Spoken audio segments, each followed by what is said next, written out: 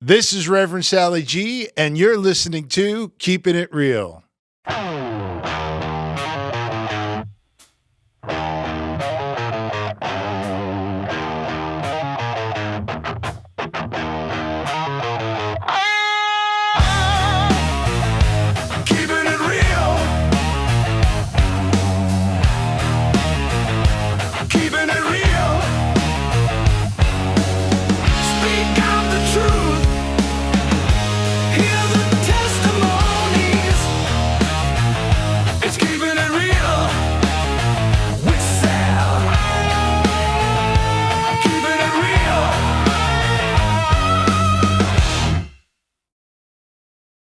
All right, everyone out there checking out the Keeping It Real with Sally G podcast. I have my dear friend, Dr. Dave Burrows. I always call him Dr. Dave. Dave, thanks for coming on and being a part of Keeping It Real with Sally G. It's nice to be here.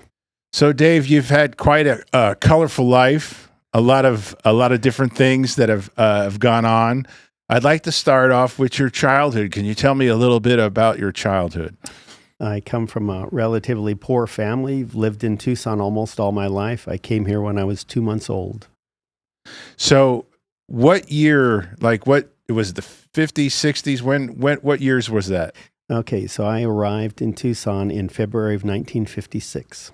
So you've seen a lot of changes in this town. Tucson has changed tremendously since I've been here. Okay, so did you grow up being a believer in Jesus, or how was your childhood and your walk with the Lord? So my mom always tries, I'm one of three boys, I'm the middle of three boys. My mom always tried to take us to the Church of Christ on Sundays, basically, and so we didn't really go to church like every single day or at the church all the time, but we tried to at least make it on Sundays with my mom. And did that create an impression on you, or are you just doing that to keep mom happy? Yeah, I think we just did it because we had to go. And it was something where we knew about God, but we didn't really know God personally and everything. So growing up late 50s in Tucson, going to church to keep mom happy, how do you transition from, being a kid to your teenager years? So we went to church until we all got jobs, little jobs here and there, and started off doing lawn jobs. And then I think I worked at a Dairy Queen for a while and things like that. But once we started working, then we stopped going to church. I see. So from the point you stopped going to church to when you really realized you needed God, how long was that gap? That was a very long gap. So that would be from my teenage years until about 1989. So I'm not sure how many years that is on it, but that's a long time. It is a long time. So let's talk a little bit about that time. That time from a teenager to 1989.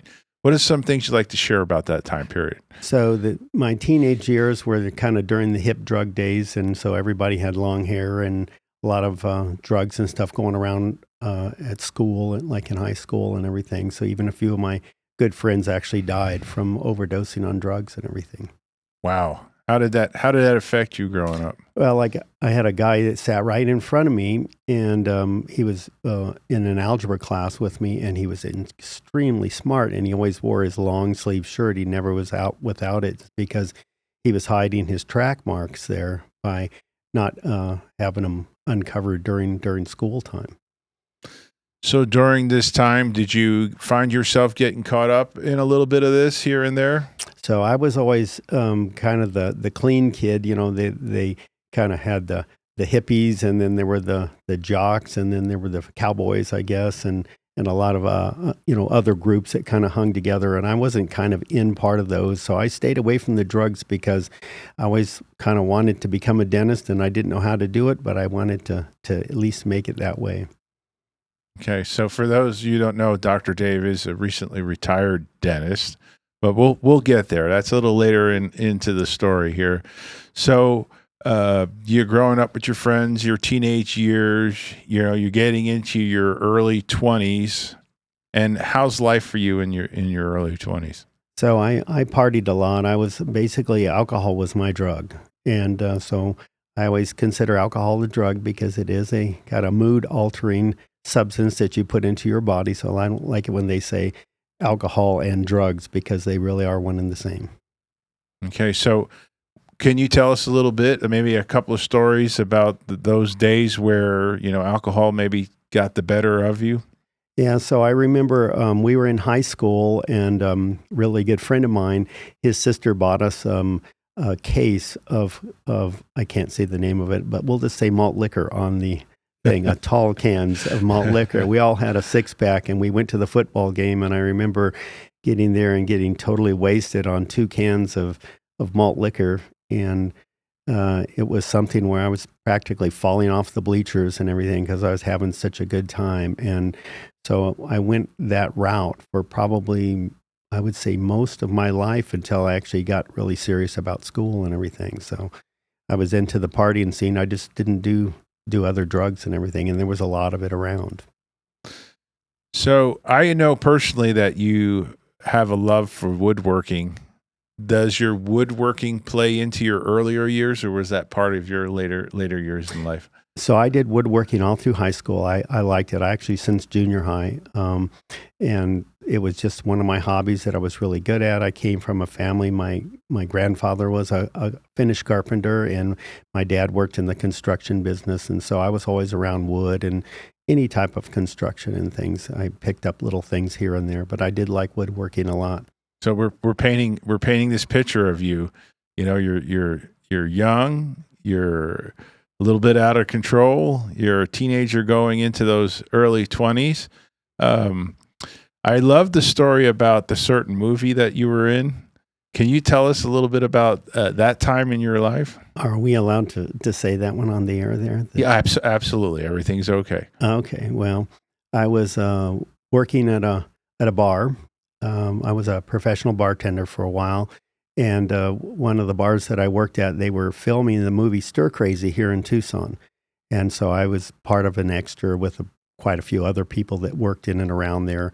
And during the day, we sat around and played cards, usually poker, and then at in toward the evening, then we would go back to work. Once they called us to be extras, then we got to be extras in the movie, so it was fun.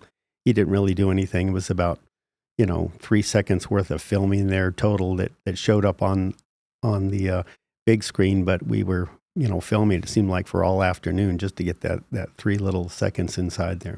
Did you get to meet Gene Wilder or Richard Pryor? Gene Wilder, we got to see him from a distance. He won't touch you. He's very kind of a germaphobe, and Richard Pryor, on the other hand, was completely different because he was a wild man at the time, and so we had one of the guys, the bartenders I worked with, was kind of watching the back door so people wouldn't come in and going out, and I was trying to come in, and he's playing around with me, didn't want me to get in the door, so we were boxing back and forth.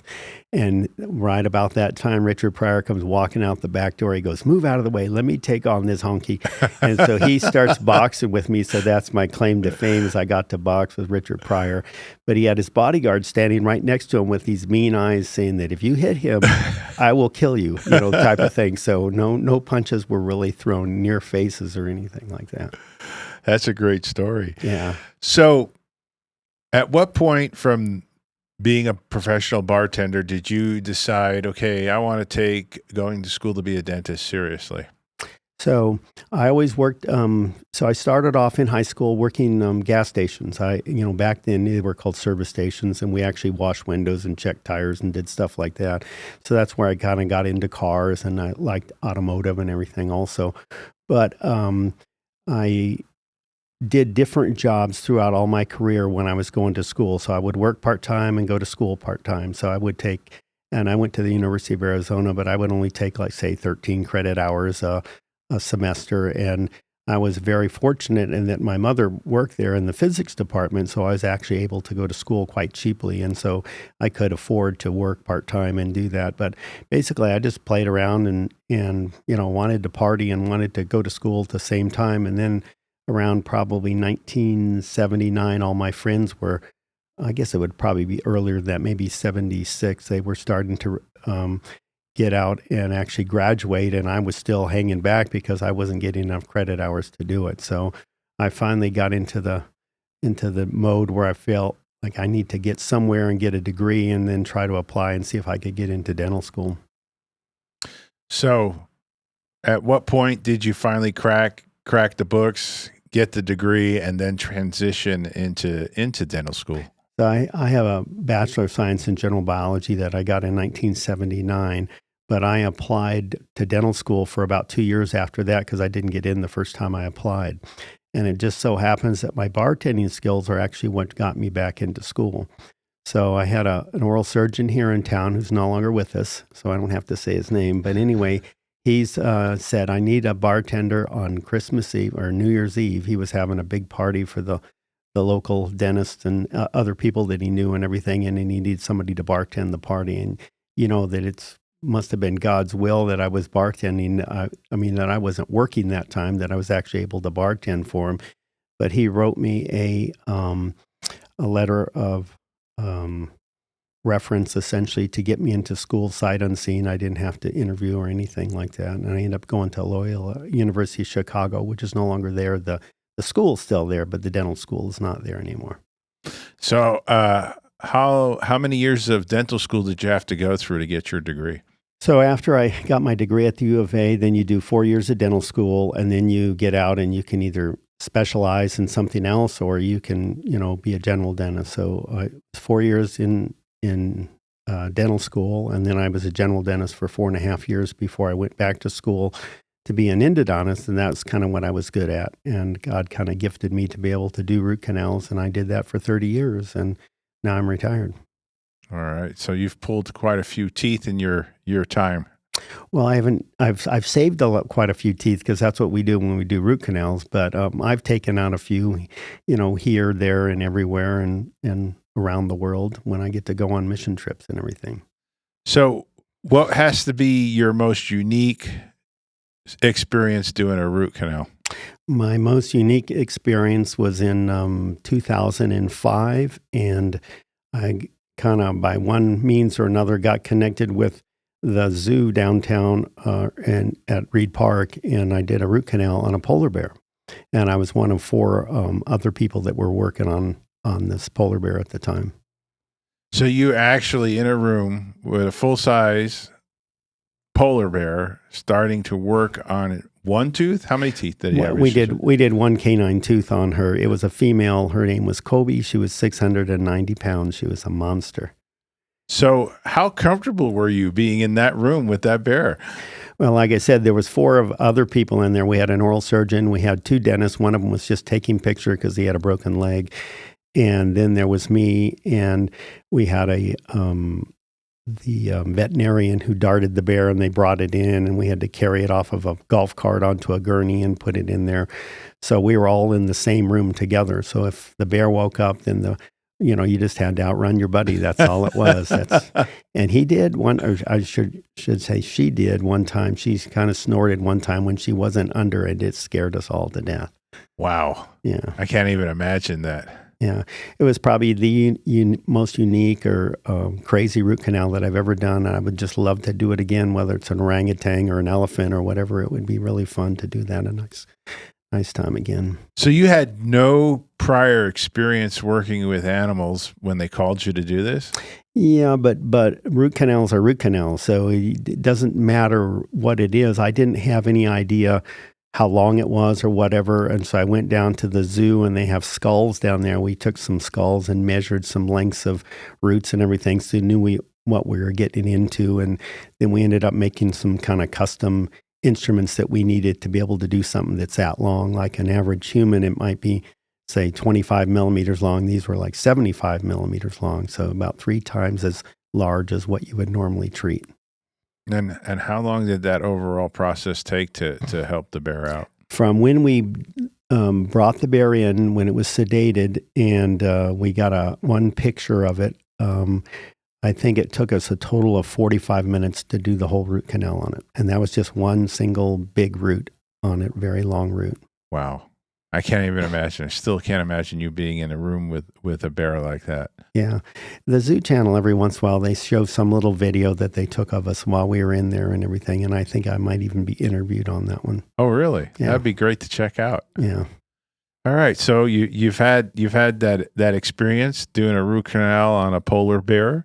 You're a part of a practice, or do you have your own practice at this point? So I was very fortunate in that I was with my family dentist when I was a general dentist. And then when I went back to school, the guys that helped send me back to school invited me to be part of their practice when I was getting ready to retire. I was hoping to retire.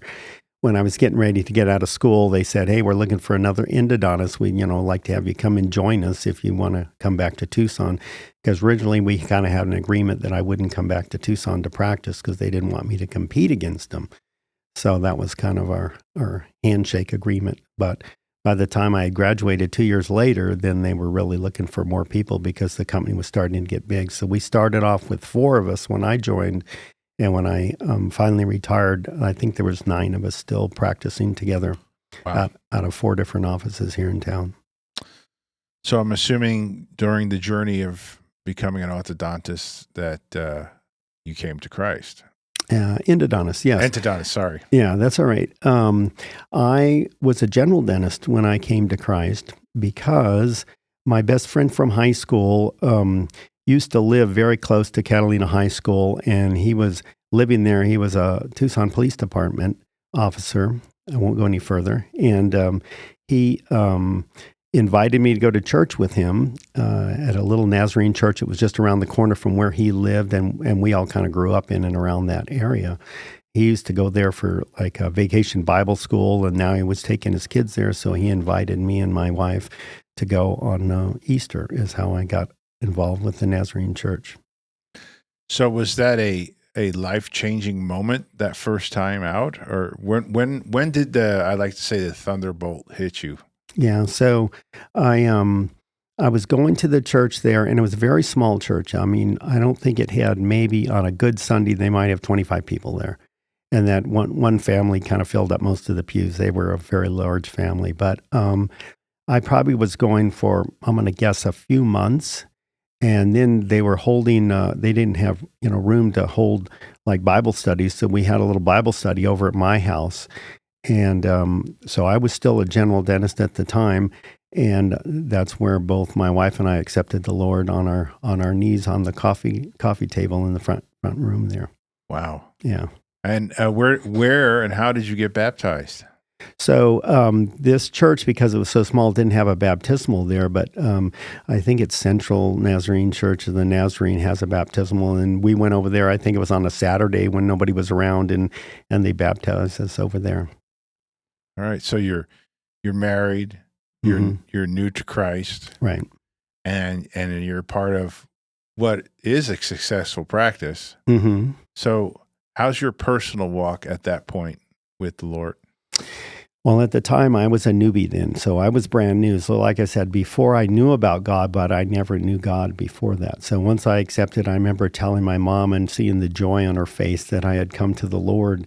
And I think it very much surprised her and everything, but I never would have gone there unless my best friend from high school, who we used to go out and get in trouble with and everything like that, who was now a police officer. So now we're going out getting in trouble with a police officer. But anyway, he invited me. And if I hadn't have trusted that, had that friendship, and it's like most people come to church on Easter, right? If you get invited, you go. So that's how I started going. Because at that time that I was married, neither my wife and I really had any inkling that we would be going to church or whatever.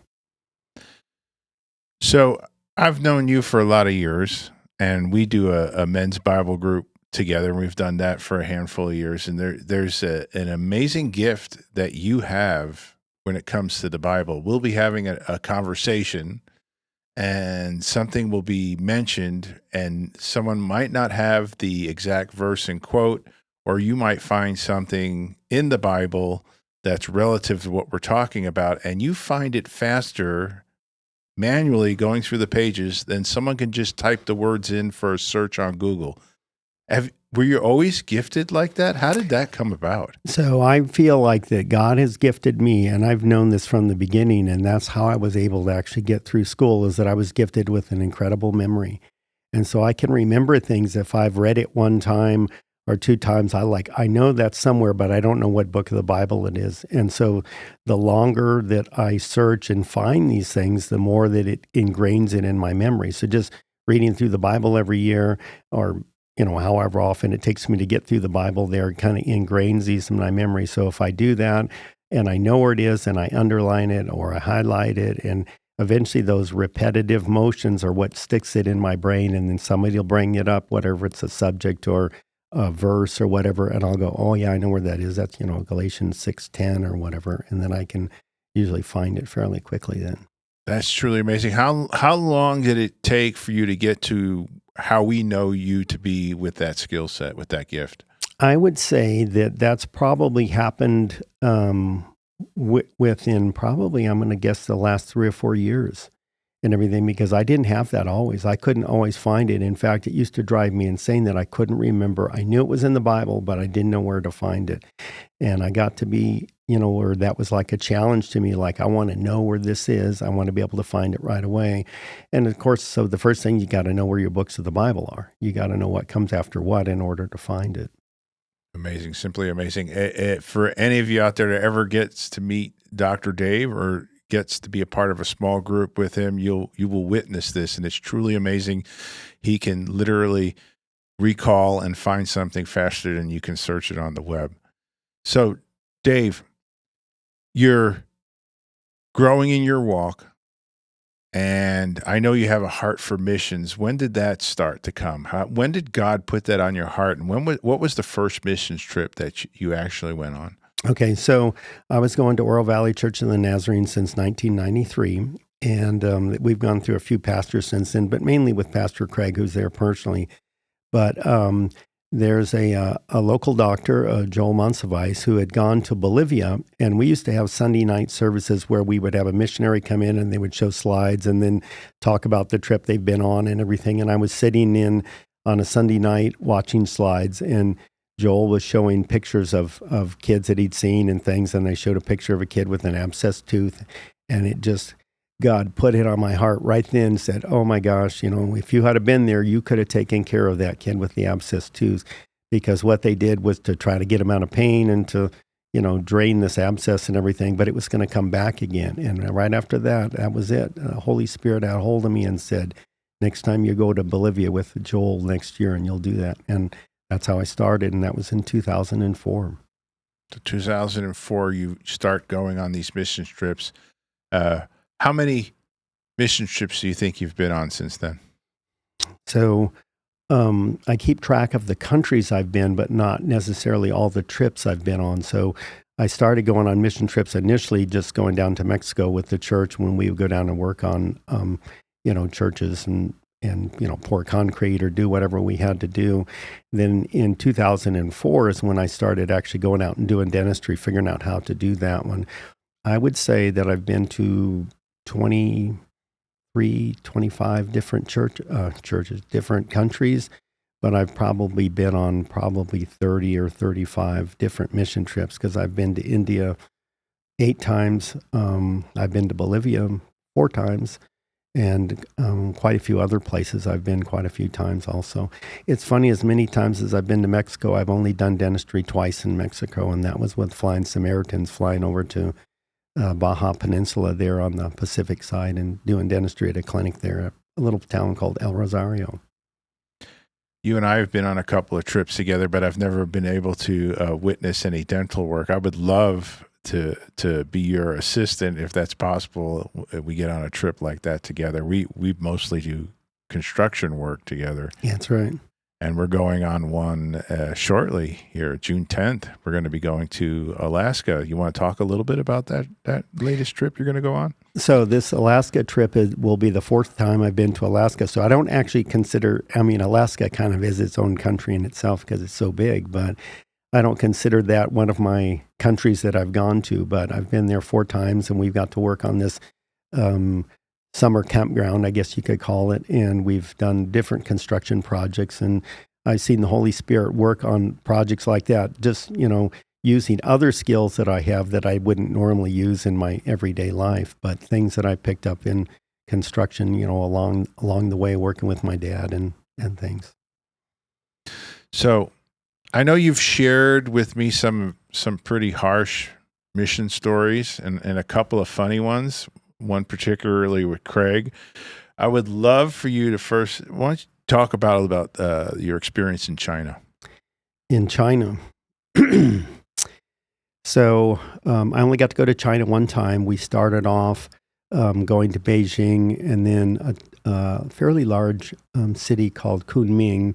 And then we went down to this little tiny area called Jinghong City. But in between, I left the group and I stayed in it's like a high school for kids that were developmentally disabled, or they were missing a limb, or they were blind, or something. And the lady that ran the clinic there had her own dental clinic. She was from Singapore. Her husband was from Idaho.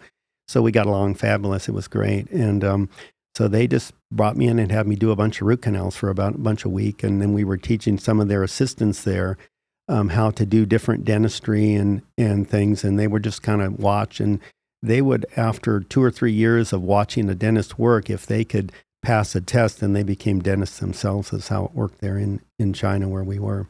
And that was in Kunming where we were. So was it on that trip where you saw the children in the field, or that one little girl in the field where basically the Chinese people, if their children are defective, they just literally dump them to die? Right. So the orphanage we went down to, Jinghong City, which is kind of near Vietnam. It's kind of across the river from Vietnam. All those kids there they had something wrong with them and they'd been abandoned. And so they were in this orphanage, and we went down there and helped take care of the kids. And they were actually laying tile while I was gone for a week. So they made me grout tile when I got there out in the heat of the sun. But this little girl, her name was, can I say that? Yeah. Well, her name was Mei Mei. But anyway, she was just like, of course, she only spoke, Chinese to us, but she was just full of vim and vigor and everything, but she had a heart defect. And so when they found out being a female in a country like that where they only want a male heir, then she was left out in a cornfield to die. And so somehow somebody found her or whatever, and they took her to this orphanage. So she was there, and she later got adopted. I think the year after we left one time, there was one little girl there that had very poor respiratory means and everything. And when she breathed, you could hear her breathe every single breath. And I think she died a week or two after we left the country and everything. So it was really sad. So when you come back from a trip like that, how does that affect you? How heavy is that on your heart? Well, you do the best you can with the means you have, whatever you have, and try to do the best work you can, whether you're doing dentistry or whatever you happen to be doing. But it always affects you because you remember those stories, and then you come back to the United States in this land of plenty that we have, and you realize all the rest of the world does not have these opportunities that we have here in the United States, and you feel very privileged and blessed to have what you have, whether it's health care or being able to go to a dentist or be able to go down to the local pharmacy and get some drugs because you have a cold or whatever like that. And these people don't even have those opportunities at all. So it makes what you go and do that much more worthwhile to do. And it is hard to go and do mission trips and take all your stuff and try to do what you can do. And it's something always goes wrong. That's just typical of a mission trip, but you always look forward to that. And then when it happens, it doesn't bother you. So you mentioned you went back to certain countries repeatedly. Now, did you go to the same areas? Did you go and see people that you first took care of or helped out? Did they remember you? Yeah, so the place that I've been the most has been India. And so this is kind of northwest part of India, kind of up near the Nepal border. There's a large town there called Dehradun.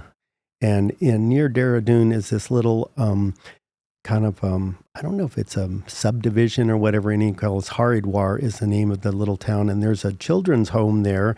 And there's 35 to 40 kids that live there. And most of these kids, their parents have leprosy. And so the leader of this group, his name's Michael, takes them out of the leper colony, and they get to go to school, and they get 2 meals a day. And so I got to take care of these kids there for 7 years in a row until COVID hit. And then I missed a couple of years there where we couldn't go back. And right now, I've only been back in 2023, I guess it was. And right now they're kind of anti-Christian, and they won't let us come into the country and do dentistry, even though I'm going to help out these kids. But there's 30 to 35 kids there that I've got to take care of and watch them grow up from little 2, 3, 4-year-olds. And now a lot of them have graduated from university and they have degrees in nursing and things, and they're out helping their own people and being able to help themselves, because otherwise they'd be, begging on the streets for money and everything. That's amazing. I do definitely want to get back to the Craig story, but can you tell us a little bit about your trips that you take to the Utah area?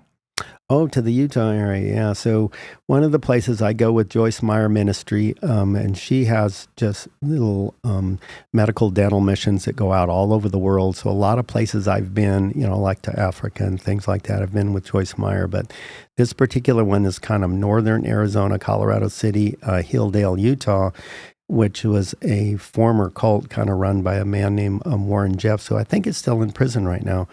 But that whole area is suppressed, and there's almost like an evil influence in and around that area because of all these people that were involved in the cult, and they had multiple, children and things like that.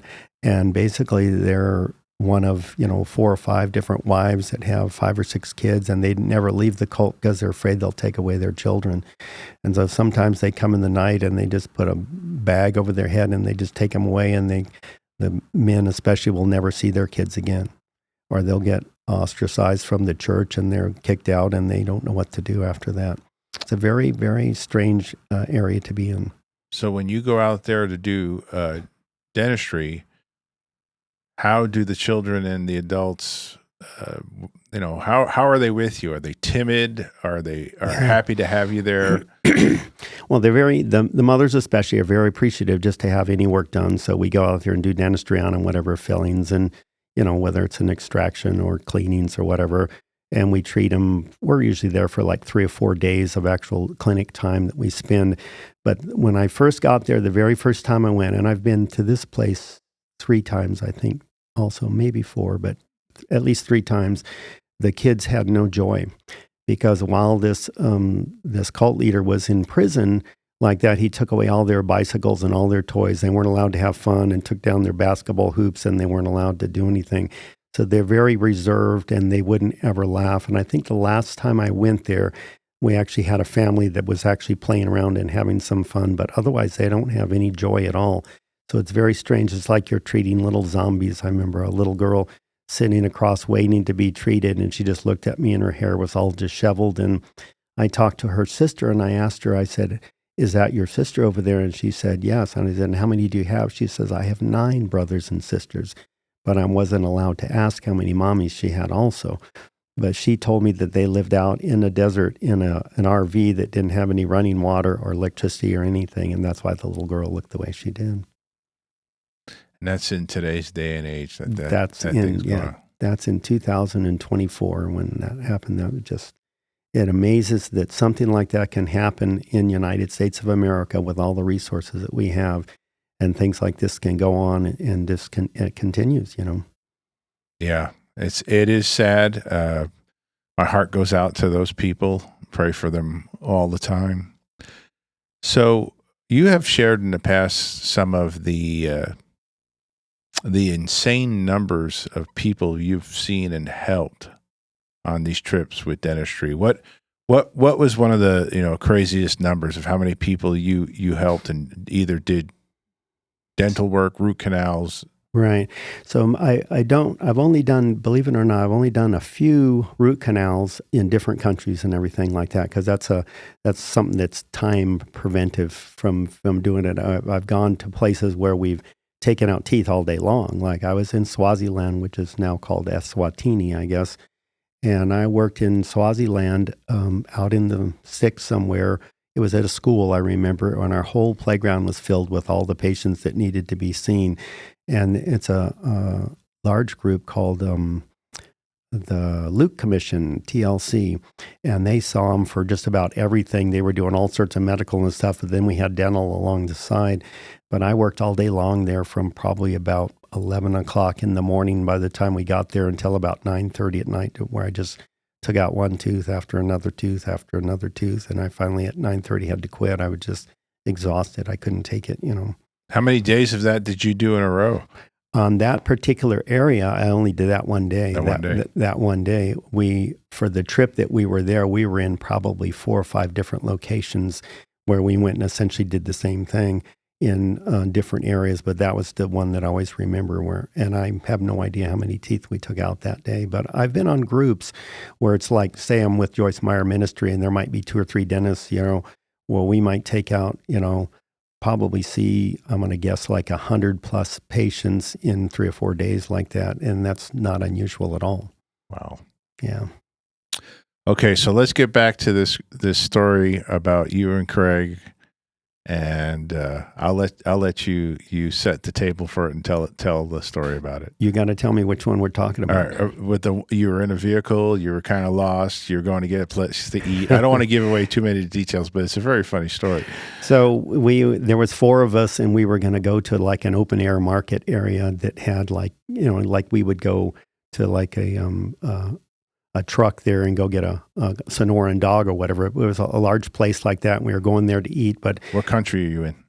I'm sorry. So we're in India at the time, and we are actually in, let's see, where would we have been? We would have been in New Delhi at the time because we were on our way back. So we were coming back, and so we knew that this place was there. We got in one of those little tuk-tuk. They're like a little 3-wheeled taxi essentially, and the other 2 guys jumped in another one and they just took off. And so we didn't know where they were going. So we told the guy, this is where we need to go. And so we got in there. And the next thing I know, he's going up on this overpass and this little thing that will barely climb the overpass in the middle of traffic. And Pastor Craig is just freaking out because he thinks we're going to die up there or whatever. And so we're going really fast. And I have a video of this on my phone and everything. And we're just barely crawling to get to the top. And it's like a roller coaster. And then you're zooming way down there. So we get to the area where we were. We walked the full length of this place. It was kind of gated. And then it had all these little shops and little places you could eat and stuff like that along the way. And we kept walking and walking. And we never found the guys that we were supposed to, meet up with. So we just stopped and we ate some dinner. Then we came back out and we decided, I think he didn't want to get back in one of those tuk-tuks. So he decided we were going to walk back, which is only about a mile. It wasn't very far, but it was like we were walking on this highway there on the side. And it's like there was a sidewalk and then there wasn't a sidewalk. And then it would drop off 1.5 foot and bumping your head on trees. And we get back and one of the ladies at the Airbnb we were staying at, she goes, "Oh, you're the lost ones." I go, "We're not lost. We're right here." They go, "Yeah, they're looking all over for you." So we'd been gone this whole evening and they were looking for us the whole time, thought that we got rolled or were laying in a gutter dying or something like that. And they were just furious that we didn't like turn our phone on and at least try to call them or make a phone call. We didn't really have service at the time, but would have been something, I guess. Yeah, that would have been something. Yeah, just to let everybody know where we were. And we had the time of our lives. It was fun. So you give me the okay to share how I like to say how we first met, the story of how we first met? Yeah, as long as I get to add my little 2 cents worth in. Absolutely, absolutely. The first time I really met and got to know Dr. Dave was in a unique set of circumstances. We were in Alaska, and we were in the cabins, and they had community shower stalls for us to go clean up in.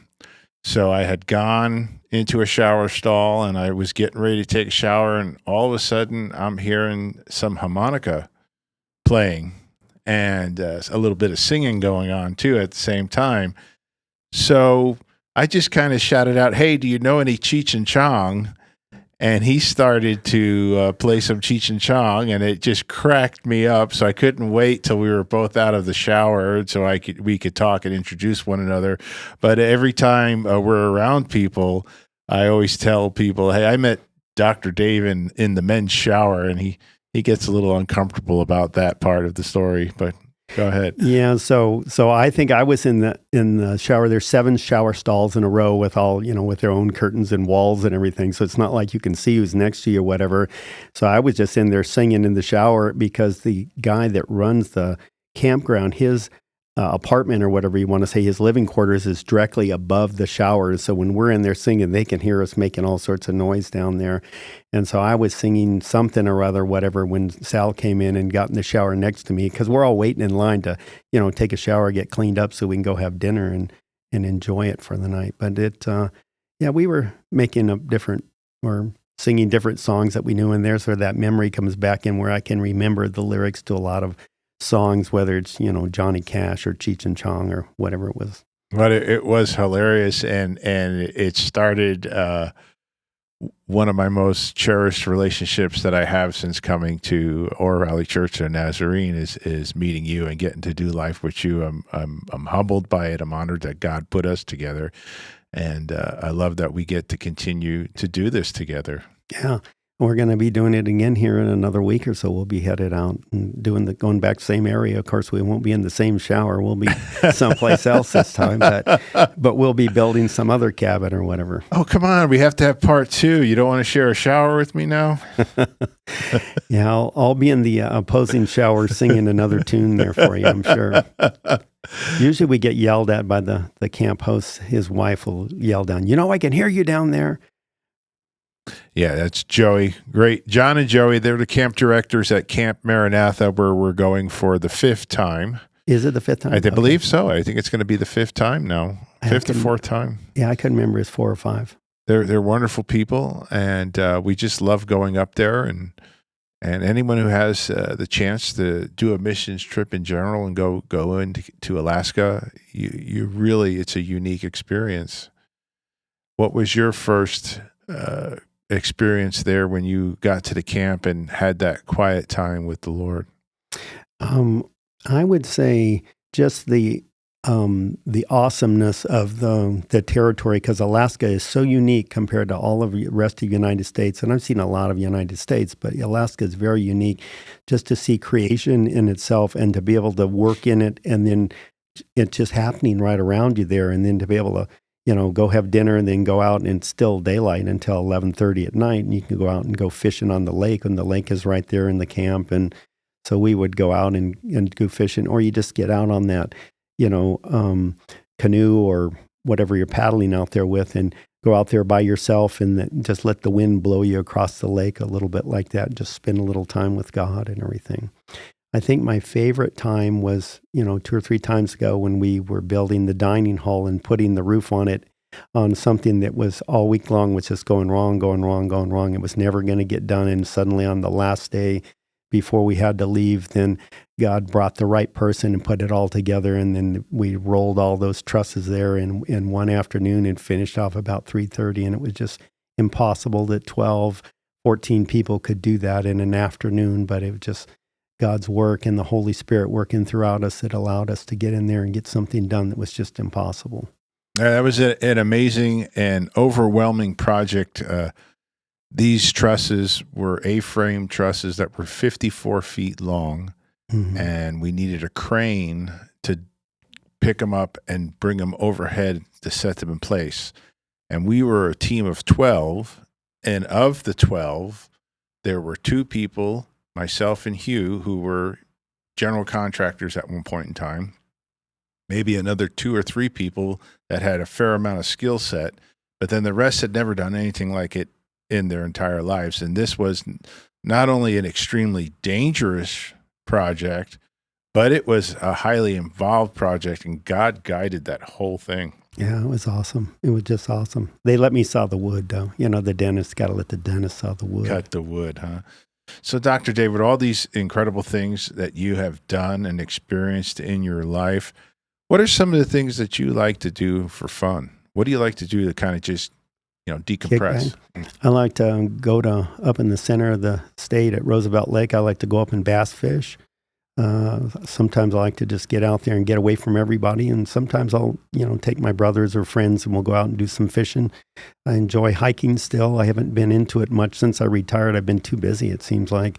But I like to do projects around the house and everything also. Sometimes just working by myself around the house, doing things that are projects that I've started but never got finished. It's very worthwhile to me to get something done and then to move on, cross that off the list and move on to something else.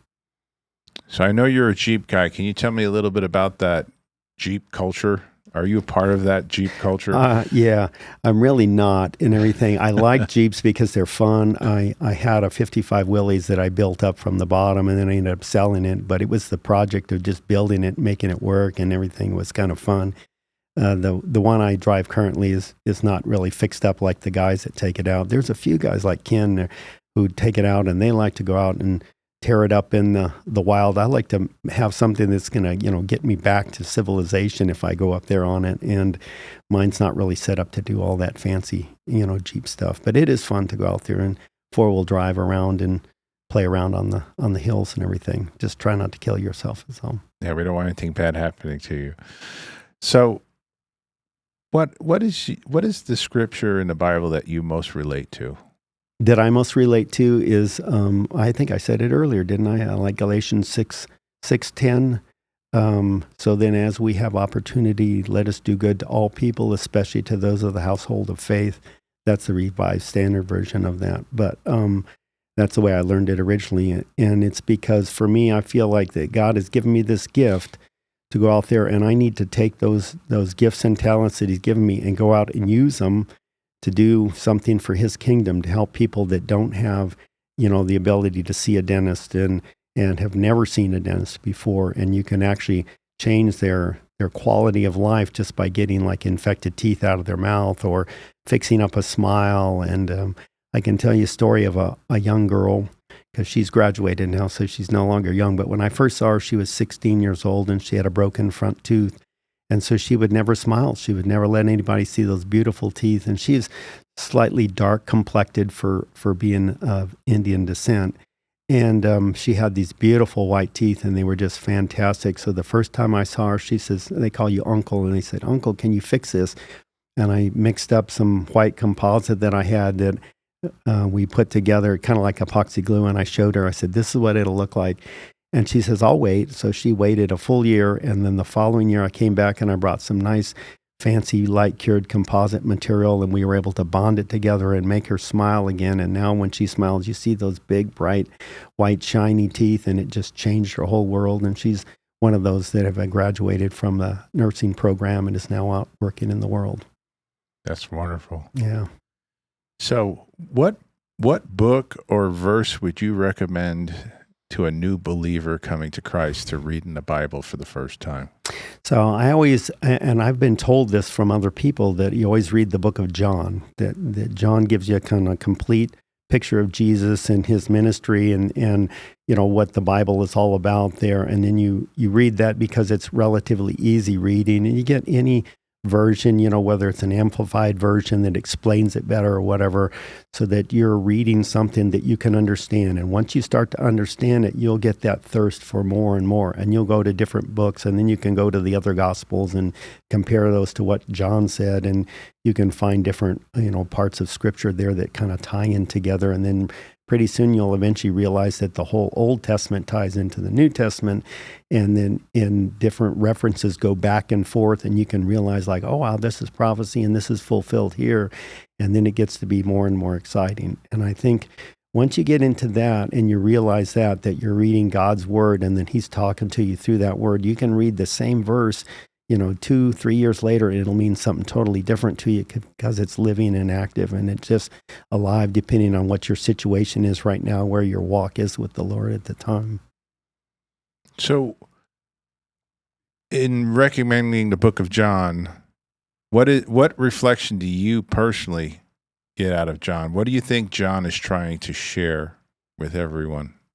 I think John is trying to basically tell Jesus' story as a disciple that was there and walked with him for 3.5 years. And basically there's so many things that he could tell in the book of John, but he knows he can't tell them all. So he's going to tell the ones that are most significant of what Jesus's time on earth was all about, and that he was the Son of God, and that he really did come down to save us all from our sins, and that we're all sinners and we can't make it without him.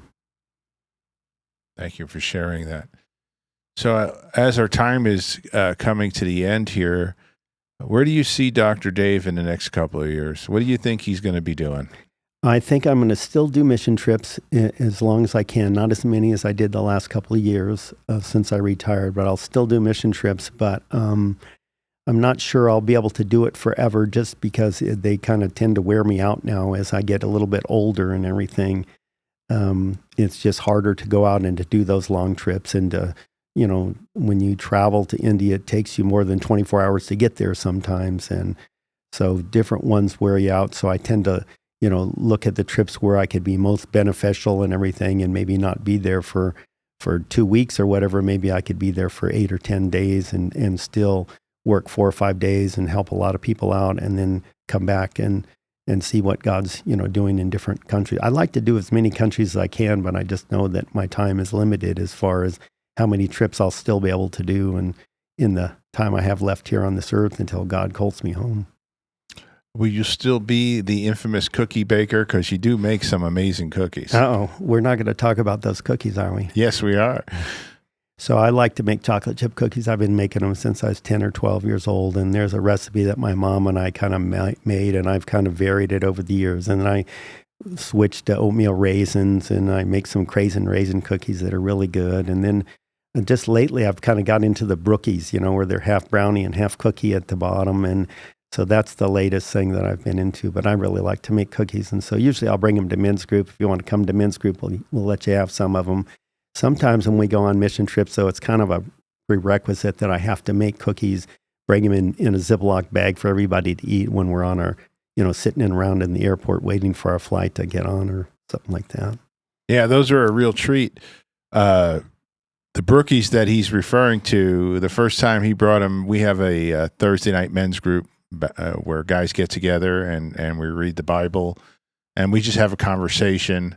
And we ask questions, and people learn and grow from that. Also, the number one thing from that group is that it's a fellowship. It's a friendship of men of God growing together and doing life together. He brought these brookies in, and I generally cook dinner for the guys before we start. And the minute they saw that pan of brownie chocolate chip cookie combo, they forgot about dinner, and they ate the whole pan of brookies up before they even touched any of the dinner. That was just amazing. I would say that that first try was a success. Yeah, I got to make a comeback and make them a little bit better next time. Although they were hot when I brought them in the pan. That was pretty cool.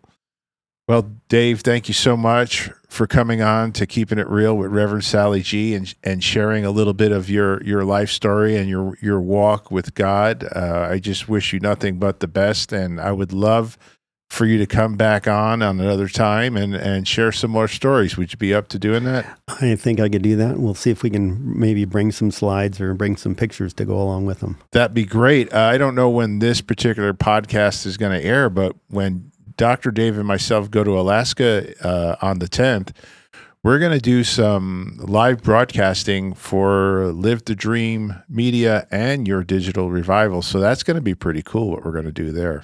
Okay. So thanks a lot. You're welcome. Hey, thanks for checking out Keeping It Real with Reverend Sally G. I would like you to check us out on all the different platforms for more great content.